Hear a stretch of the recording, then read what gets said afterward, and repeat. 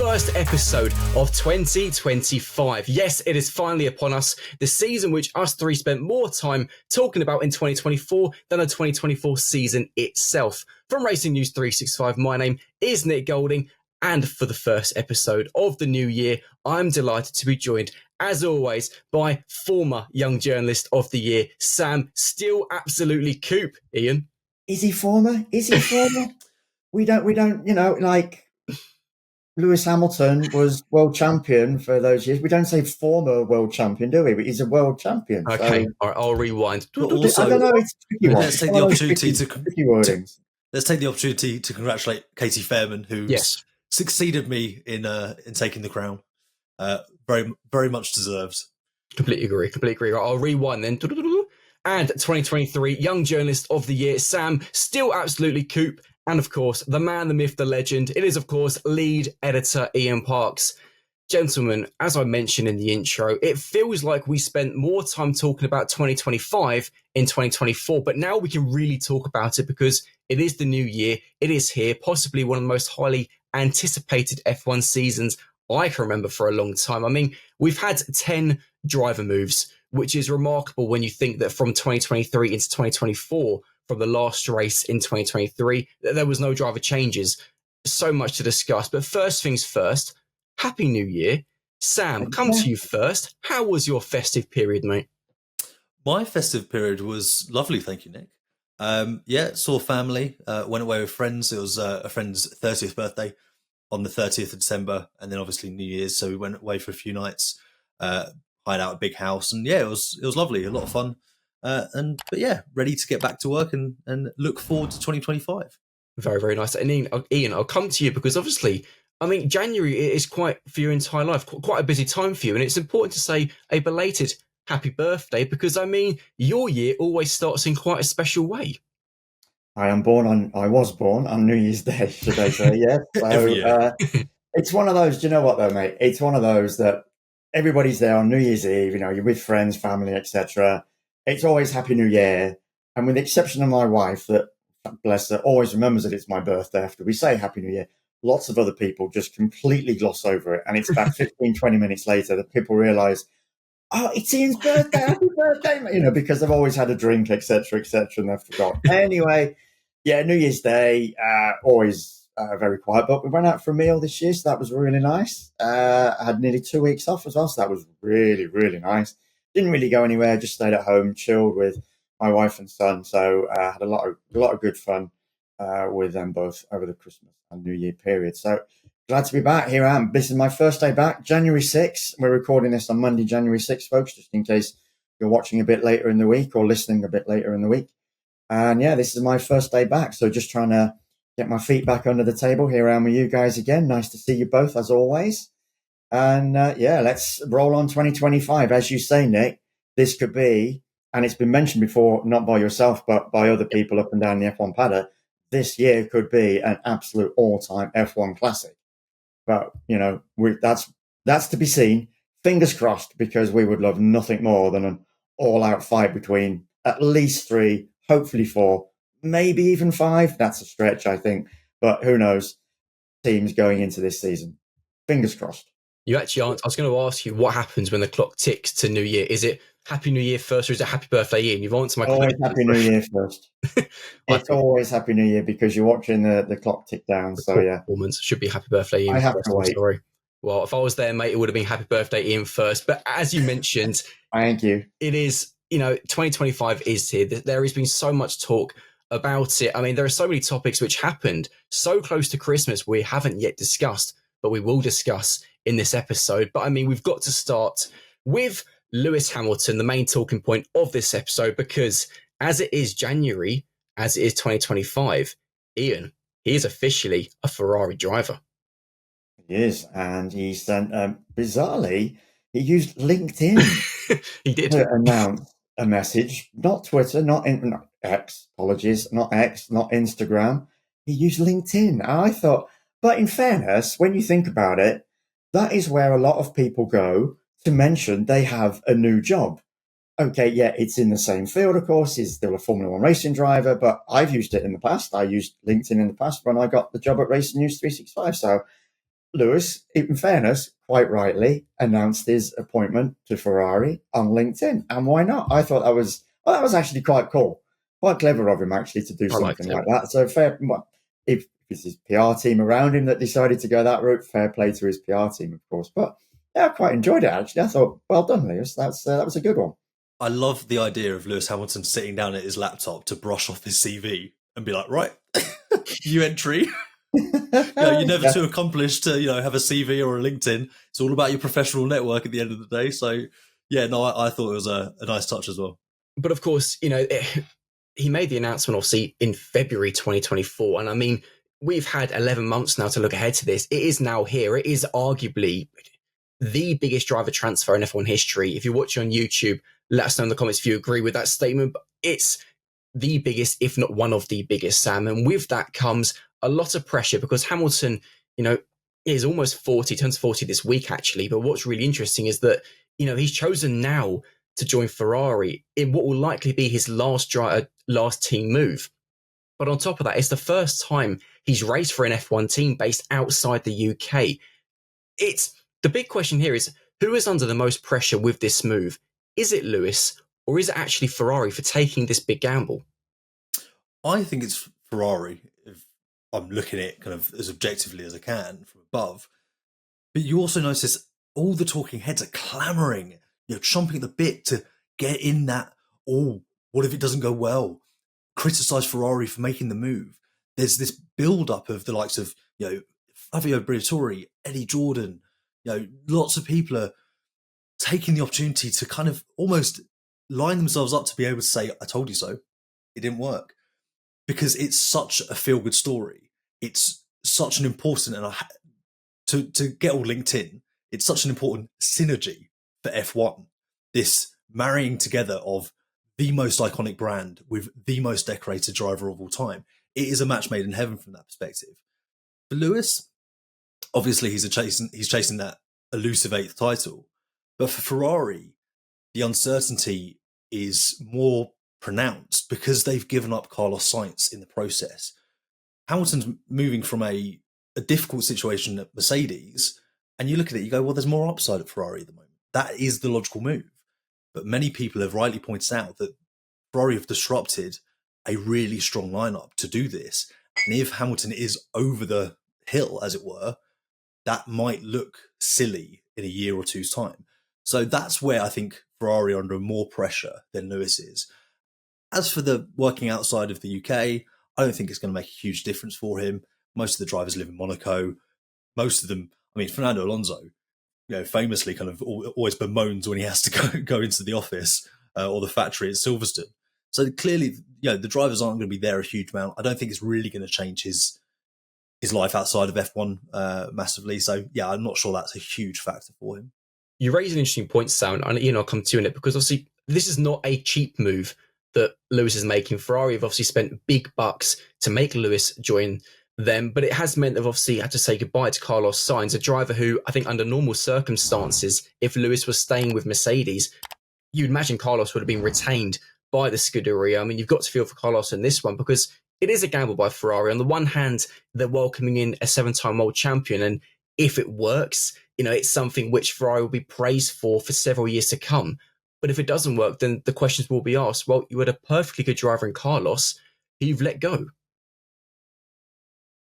That to me, or to Sam, because you said you were. Sorry, pal. There we go. It's like there you go. I'm trying to get my feet back under the table, and I've immediately lost the thread of the conversation there. Don't worry, I got the question though. For me, I'm actually prepared to write off 2025 for Lewis, and I'm looking more towards 2026 as to how that partnership with Ferrari will then materialize. Yes, okay, we've got to get through 2025 first.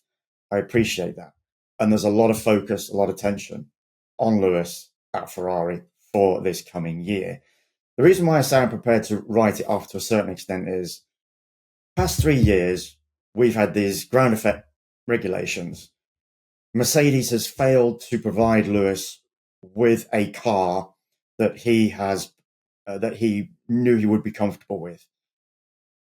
Toto Wolff, Mercedes team principal, was asked the question, why the team could not get a car right for Lewis. And it's because of Lewis's driving style in particular did not marry with the type of car that has been required under these ground effect regulations. And for Lewis in particular, that was a very aggressive car on entry into the corner to carry the speed then through it and the acceleration then out of it, which is why he was always so strong over one lap in qualifying pre the current regulation set. Obviously, he's had a lot more difficulties with this type of car over the past 3 years. So we've still got one more year of this regulation this year, 2025.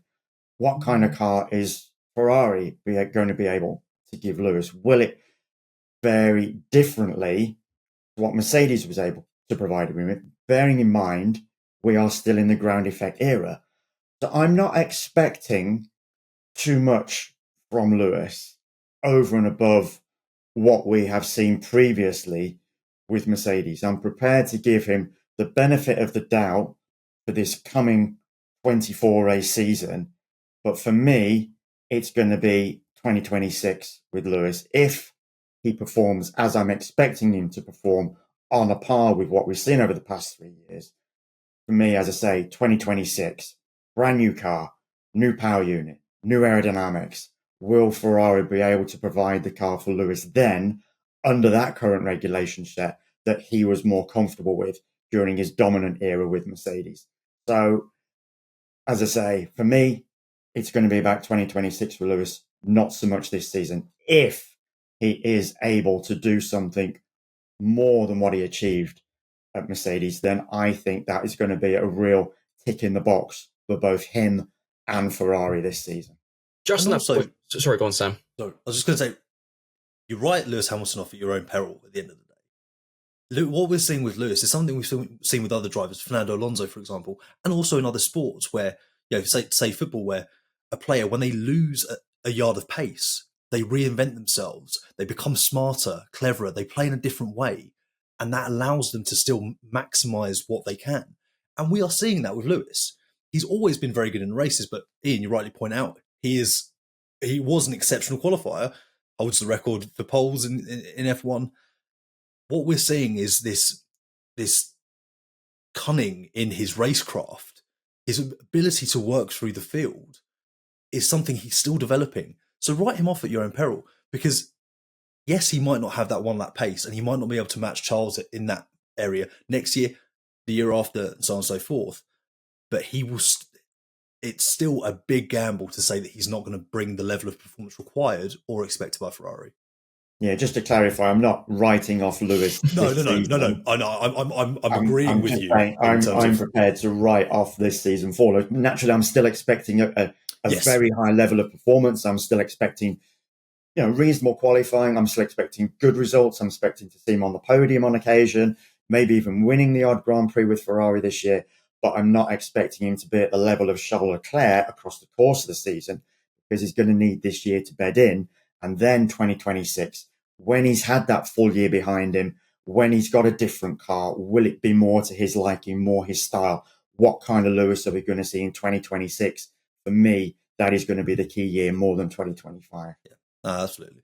I just want to build, just adding on to that point, Ian, in terms of, again, not writing him off, but waiting more to 2026 to see what Lewis can really do. But do you think that Tifosi will be prepared to give him 12 months? Because obviously, there's no fan support quite like the Tifosi. It's almost, you can go from hero to zero very, very quickly. Do you think, given the excitement around this move, that they'd be prepared to almost have not a subpar Hamilton, so to speak, but a Hamilton who for 12 months is going to require time?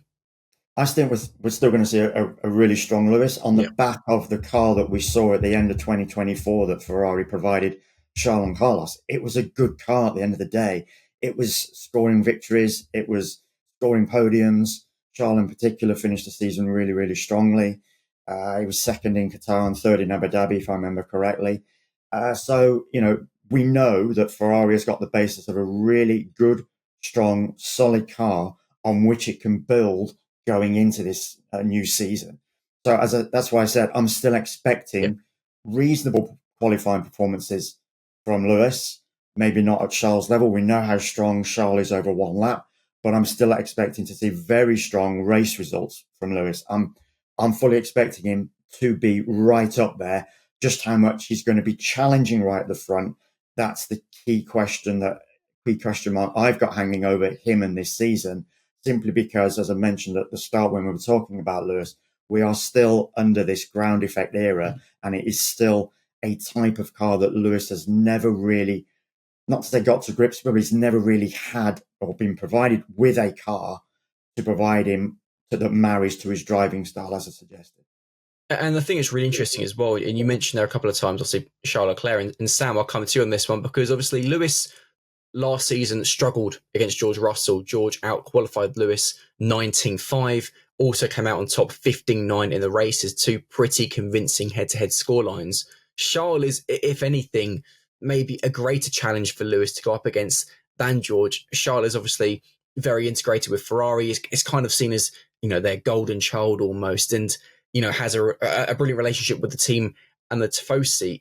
For Lewis, obviously he won't want to be beaten by Charles, but that's a difficult driver to go up against, in your first season with Ferrari. It absolutely is, and many people have pointed out that Charles will probably enjoy an advantage, at least at first. He's going to know his way around the team far better. He's going to be far more comfortable. And this is where the virtue in Ian's point lies, is that, and also where the cleverness of the timing of this move. Last time Lewis Hamilton moved teams, it was a year before regulation cycle changed. And I don't have the 2013 standings to hand, but I know that year, him and Nico Rosberg both got a win, and they proved to be a very even pairing throughout their time together. But it gave Lewis that year to settle in before Mercedes had that full championship offensive from 2014 onwards. It's a very similar situation for Lewis. So yes, I think Charles is going to be very, very strong. But Lewis is a generational driver. I think he has the ability to adapt and to match what he needs to with Charles. And yes, there might be deficits in terms of, the head-to-heads, particularly in qualifying. But if you look at the championship standings from the end of the year, he wasn't a million miles away from George. Lewis wasn't as far away from George as the head-to-head in the races would suggest. Yeah. You'd expect a bigger gap there, which shows that Lewis is maximising when he can, which is a trait that we've lauded Max Verstappen for developing in the last year or two. And that's where I think Charles will be at a deficit, where he won't necessarily have the level that Lewis will be able to provide. So I think it will be closer than head-to-heads might suggest. They can be a little bit of a misnomer at points. But yeah, ultimately, I think that you look at the last few years, George has come on leaps and bounds, and that is partly because he's with Lewis. I think Charles will also take a step forward being alongside Lewis. So where that comes out in the wash will be difficult to see. But I mean, this is Lewis Hamilton. Just an interesting stat, just to build on what Sam was saying there, because he mentioned the point about that Lewis didn't finish that far behind George. I just had a quick look. It was 22 points, less than a race win. If you look at the difference between Charles and Carlos, either of you want to take a guess? Oh, it was like 60, 70, 80 points. 54. 66. Oh. So there was a greater difference between Charles and Carlos at the end of last season compared to George and Lewis. So very interesting. I think, as I say, if Lewis is relatively close to Charles in qualifying for the most part, and he produces those good race results that we know he's capable of, that we saw across, for the majority of last season, then he will be, I think, very, very close to Charles. And I think Ferrari are going to be a considerable threat in the Constructors' Championship at the end of the day to both McLaren and Red Bull. And also, go on, Sam. Just finally, I don't think Ferrari are looking for Lewis to come in and beat Charles. They don't need that. What Ferrari's immediate focus next year will be winning that Constructors' Championship, ending that drought, and then kicking on from there. And at which point, I really don't think they care if it's Lewis or Charles who wins a driver's title. So realistically, yeah, if Lewis is a little bit shy of Charles, finishes a little bit behind him, is a little bit off his one-lap pace, can't quite recover that in the races, I don't think it's the end of the world. I think Ian's absolutely right in pointing out the delta between Carlos Sainz and Charles, they'll look to see that smaller with Lewis and Charles. It's quite interesting, actually, because something you said, Sam, there, it almost doesn't matter which Ferrari driver were to win the title, because if it's Sheldon, they've got the story of, the golden boy wins Ferrari, their first driver's title since 2007. Whereas if Lewis does it, it's almost, the F1 legend claims his elusive 8th crown with Ferrari. Either way, they're going to be winners if they do win the title. But obviously, for Lewis in 2026, we've roughly got about 23 months to see if he wins that title. You mentioned, Sam, generational talents. Speaking of Red Bull and Max Verstappen, and of course, Red Bull gave us, some big news to discuss at the end of 2024. Just a few days before Christmas, they finally announced, obviously, who would be racing alongside Max at Red Bull, who would be alongside Yuki Tsunoda at Racing Bulls. Let's start with Red Bull and the driver who has replaced Sergio Perez, and it's, of course, Liam Lawson, who, despite having 11 starts to his name, is actually a full-time rookie. It's his first permanent contract, remarkably, a pretty incredible story. And Ian, for Liam, his first full-time seat in F1 is with Red Bull alongside Max. It shows how much Christian Horner and Helmut Marko believe in him. But for your first full-time seat, it's an amazing feat, but also one that's going to be a big challenge for him. Yeah, I was at a Christmas lunch with other F1 media with Christian just the day after that had been announced. And it was quite interesting listening to him as to why it was Liam over Yuki, because you look at the bottom line, he comes in, he's only got 11 Grand Prix against a 4-season veteran, if you want to put it like that. But it's got pretty much, I think, 80 Grand Prix under his belt now, something like that, Yuki Tsunoda. And obviously we know Yuki's been waiting in the wings. We know Yuki has improved considerably over the course of that 4 years. In particular, he's worked on his temperament over the radio, which we've all been aware has been one of his negative points with regard to his demeanor in a cockpit. His just his racecraft, etc.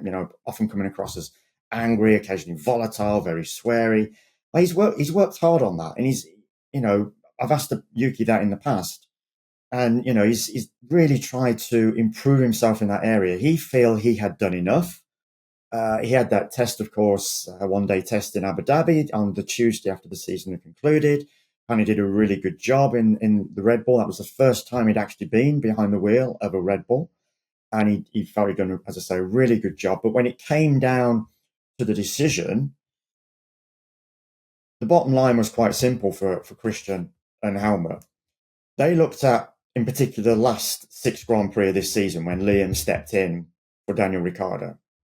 And for them, Liam was on a par pretty much in qualifying with Yuki, both in qualifying and the race, in terms of race pace. And they felt that if this young guy effectively was already at that level after just 11 Grand Prix in total and in 6 Grand Prix in particular at the end of this season, with a driver who had been in that car all season, which Yuki had, and also had this 4 years worth of experience under his belt, then they felt Liam had greater potential to improve than Yuki. It's a fair point. It's one you can't really argue with. You might say, but that's not really fair on Yuki. He deserved his shot. He'd been there 4 seasons. Been sat there waiting in the wings, and all of a sudden Liam comes along. He's only had 11 Grand Prix, 6 this past season. That's not really fair. Well, they'd looked at all the data. They're the guys with the data. We can look at results and things and number of races, etc. But for those guys, they'd got the minutiae of the data. And as far as they were concerned, they saw Liam with the greater potential, bearing in mind he was already on par with Yuki after just 6 Grand Prix compared to a driver with 24 Grand Prix under his belt at the end of last season, and that period of time as well within the team, those 4 years. And it's funny because Sam, I'll come to you, because actually when you look at the head-to-head statistics between Yuki and Liam, in qualifying it was 6-0 Yuki and in the races 4-2. But similar with as we just discussed with George and Lewis, actually you can only read into those head-to-head stats so much when it comes to the data and what the teams see, which obviously we don't get to see, unfortunately, although I'd quite like to. Liam obviously has quite clearly done enough, but what's really interesting for me is you look at Red Bull since Mark Webber retired at the end of 2013, and they'd always promoted from within their junior family up until Sergio Perez. And Perez was actually the first driver to really last, a reasonable amount of time alongside Max Verstappen at Red Bull. Obviously, that went against what they'd always done. That was an outside driver very much and a more experienced driver. With Perez now gone, Red Bull was almost returned to its initial plan of obviously promoting from within. But obviously, with the exception of, Seb, Max, Daniel, whenever they've promoted from within, the driver they've promoted hasn't normally lasted very long. Do you think Liam is at a similar threat of that, given that actually looking ahead to the season, Red Bull aren't expected to be the big championship contenders? It's Ferrari and McLaren who seem to be the talk of the town. Do you think Liam will at least end the season? I think it's really interesting. It certainly is interesting, and I think you've got to look at that and say there's definitely a risk, there's definitely a threat that history repeats itself here. However, from Red Bull's perspective, what they're seeing with Liam is a driver who has that mentality to just get stuck in. Like we saw it at the US Grand Prix, he was going toe to toe with Fernando Alonso. He did not care who Fernando Alonso was, what he's achieved in the sport. Even afterwards, when he was getting a bit of a dressing down from Fernando, he was giving it back. That's what they want to see outside of the car, because that tells them that you've got a driver who can get relentlessly, kind of pummeled by how meticulous Max Verstappen is, how strong he is, and he can just keep on going, keep on doing what he can do and maximize on his performances. They want a driver who's squarely and solely focused on what they are doing, not constantly looking over at the other side of the garage. And this is where Sergio Perez, it started to become a problem for him. I remember, I think it was early 2023, after he won in Saudi Arabia, I think it was. And we all rushed to write, will Sergio Perez be able to emulate Nico Rosberg in 2016 type pieces, including myself. And Sergio Perez put out a tweet, and it was talking about the win. And then at the end of it, he writes, "I want to be a world champion." That tweet was deleted and reposted without that last line. I don't remember that. Maybe I've forgotten it, but that's a good point. I like that. But it just shows, doesn't it, though, that Red Bull don't want that from their second driver. And Alex Albon himself has pointed out that in some ways, Sergio Perez was the right driver at the right time. He was the perfect complement to Max Verstappen in 2021 as he blossomed into a championship level driver. Alex Albon points out in an interview that actually, if you look at the delta between Max and Perez compared to the delta between him and Perez, him and Max, he was actually closer a lot of the time. It was circumstance that made Sergio look maybe like a better signing, like a more appropriate driver. So there's so much nuance. And this is, again, going back to the point, they see all the data, we don't. We just see results. We can only take it so far. So yeah, I think it's, to circle back to the initial point, it is, of course, a big risk. But the trust is that, to build on Ian's point, Liam is already at the level of Yuki, there or thereabouts, and he will push on from there. And also he maybe has that kind of inner toughness and resolve that will allow him to not get kind of bogged down in the way that we saw with Sergio Perez. And of course, go on, Ian. Yeah, I was going to say, another point that Christian made at the pre-Christmas dinner of the F1 media was that he's not expecting Liam to be at Max's level straight out of the box. He's also not expecting Liam, as Sam has pointed out, and as I know we've talked about as well previously in this forum, for him to look at what Max is doing and try and replicate that. He needs him to singularly focus on what he needs to do in that car to get the best out of it on any given Saturday and any given Sunday. Also, another point I'd like to make as well is that Liam is in quite a unique position compared to Max's previous teammates, in that he's had pretty much 2 years of as a reserve driver, studying Max Verstappen. And if you think of all of Max's previous teammates, neither of them had that opportunity. Max came in alongside Daniel Ricciardo. Daniel Ricciardo was already established. When Daniel went, Pierre Gasly came in. Pierre was already an F1 driver with Toro Rosso. Similarly, Alex Albon. Alex had just won the F2 championship in 2018, I think it was. Came in straight away in 2019 as a Toro Rosso driver, had half a season, replaced Pierre before getting the Red Bull seat alongside Max. So Liam, and then obviously we got Checo, again established F1 driver. So Liam, as I say, has had 2 years standing in a garage, standing on the pit wall, listening to Max, watching Max, being in technical debriefings, both pre and post Grand Prix, listening to all his info. He will have superb insight as to how Max thinks, operates.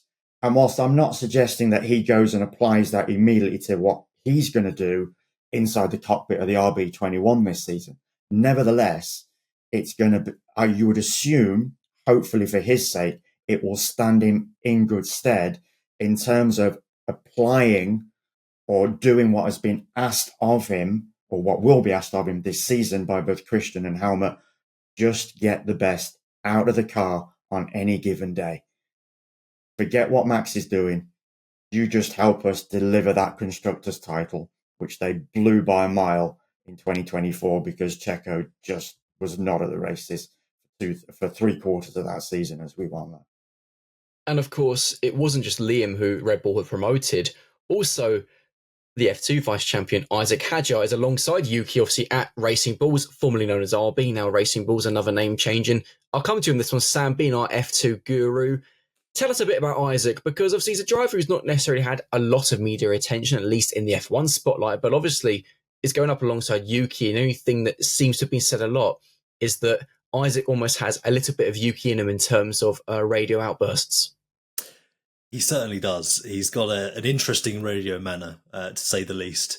And I think Red Bull are accepting of that. They know Racing Bulls are accepting of that. They know how to handle that. They know how to channel that with Yuki. I think it's in some ways a good thing that that's where he's landing, because there are similarities there. In many ways, Isaac's a bit of a blend between Liam and Yuki. He's very, very quick over one lap. But he also does have the odd mistake in him. These moments at high pressure when it just falls away.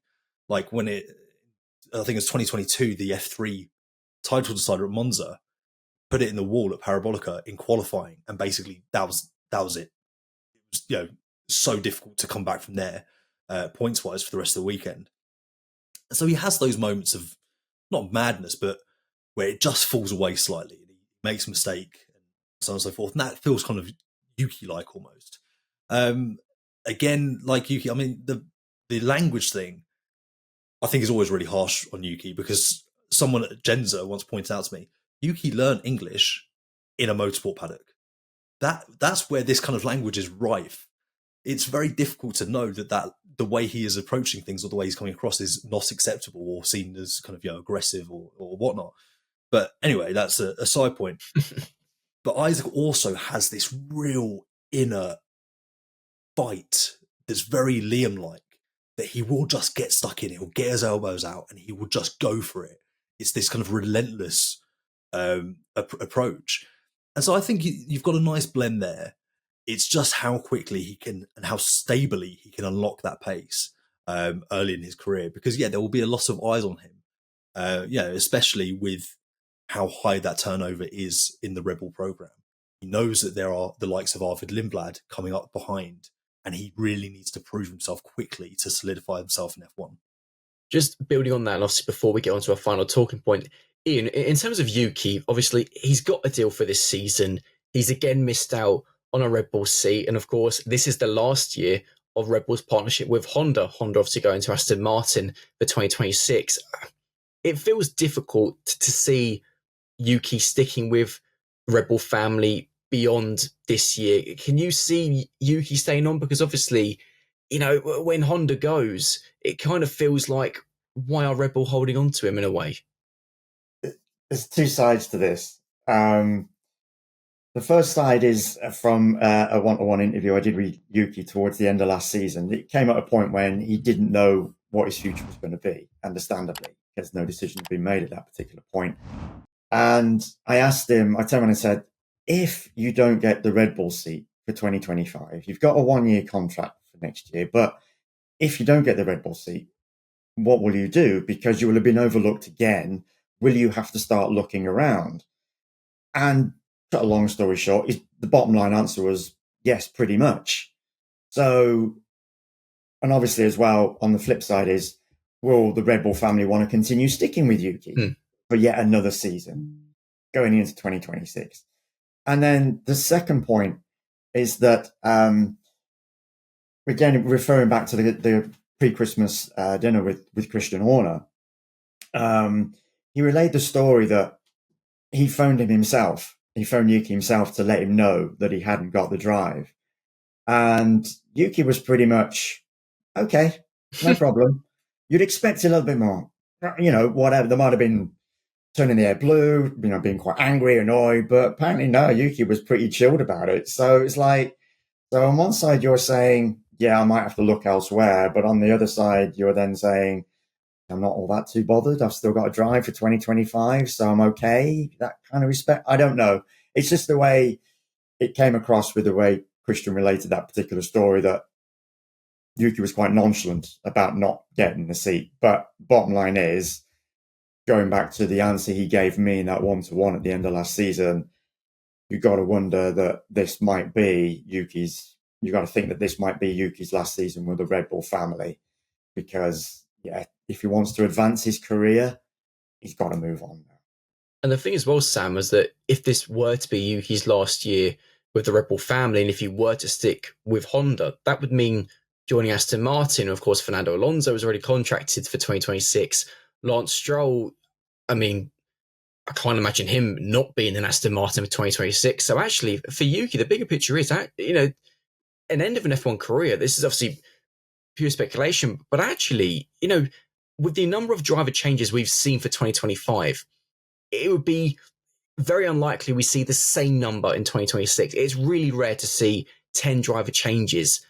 For Yuki, this makes 2025 a massive season. It really does. And we've seen on numerous occasions very quick drivers who you feel have earned a seat finding themselves, the guy standing up midway through the game of musical chairs. Esteban Ocon a few years ago to bring in your favourite driver. And and I think for Yuki, there is a real risk. We do also have 2, in theory, extra seats coming for 2026 So which a million drivers want. A million drivers want, but Yuki Tsunoda, you've got to think if Yeah. the likes of Valtteri Bottas are on that short list or long list, who knows how long that list is. You've got to think that Yuki is somewhere in that equation. But with the Aston Martin situation, yes, they've got Fernando Alonso, they've got Lance Stroll. They will have surely designs on Max Verstappen. There's so much that is already they've kind of coaxed away from Red Bull, Honda, Adrian Newey. Can they make it a triple threat in Max Verstappen? Absolutely, that will be an aspiration for them.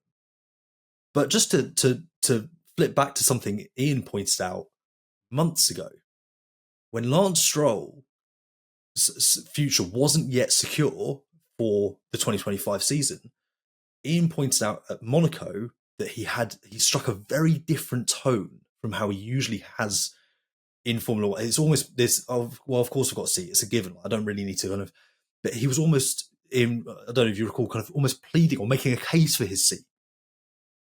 I think that maybe shows that there's some vulnerability there on Lance Stroll's side, that he feels that there is the chance that he could be shuffled out to, say, a hypercar project somewhere else within the Aston Martin family to make way for a driver who can maybe deliver more and close to the level that Fernando Alonso or in the future potentially a Max Verstappen could.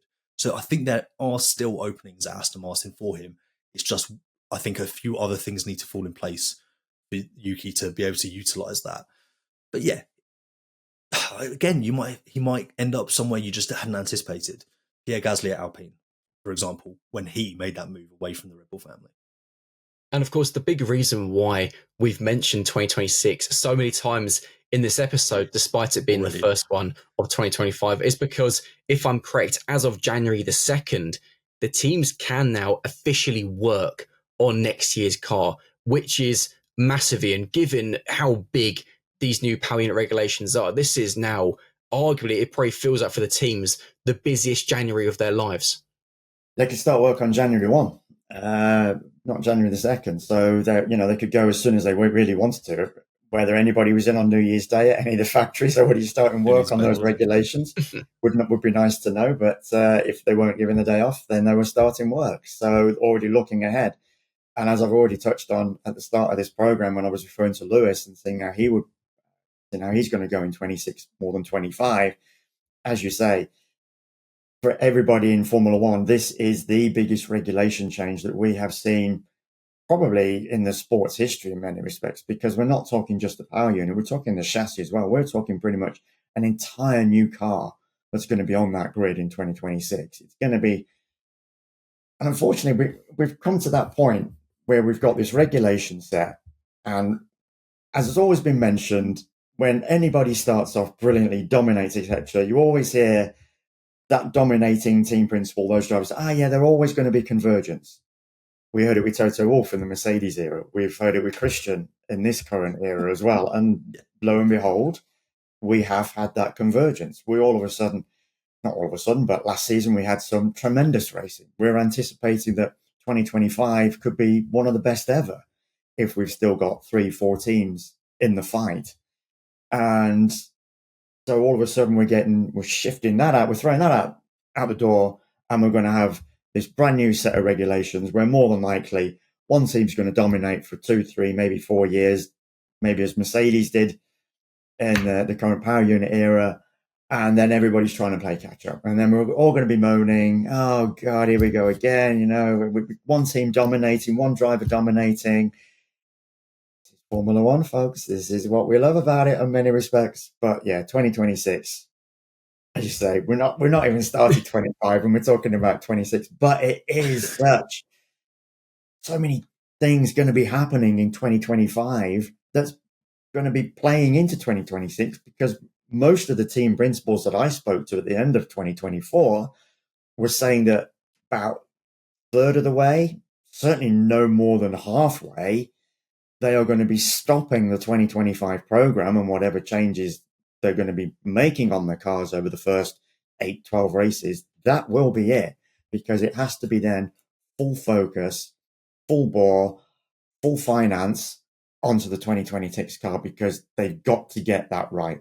The only proviso to that is that over the second half of this season, 2025, if a team is in the title fight, knowing it can win a drivers or a constructors, then you might obviously see little tweaks made here and there that a team will feel just might add that extra smidgen of performance that might help them against a rival. But other than that, we are not going to be seeing big upgrades like we saw over the second half of 2024 on the majority of the cars. The case in point there being that those big upgrades were obviously into this car, the 2025 car. So yes, as I say, do not expect big upgrades, big updates, new floors, new wings, etc. over the second half of 2025, because it's just not going to happen, because it's going to be full focus, as I say, on 2026. We are in for a very, very exciting 18 months or so. And of course, for those who've been watching this podcast on YouTube, let us know your thoughts on anything we've discussed in the comment section below. And be sure to like this podcast and subscribe to the Racing News 365 channel. On that note, Sam, Ian, marvellous as always. This has been the latest episode of the Racing News 365 podcast. It's 2025. We're back. From Sam, Ian, and myself, we'll see you for the next time. See you later. A happy New Year to everyone. Hope it's a great one for you all. Thanks always for watching. Take care as always. Happy New Year for me as well. I got called out by Ian for not saying it after the quiz. It wasn't that I was a bad loser, just I was quite under the weather. But Happy New Year, everyone, and happy birthday, Ian. And yeah, thanks for joining us. Rubbish. He's a bad loser, folks.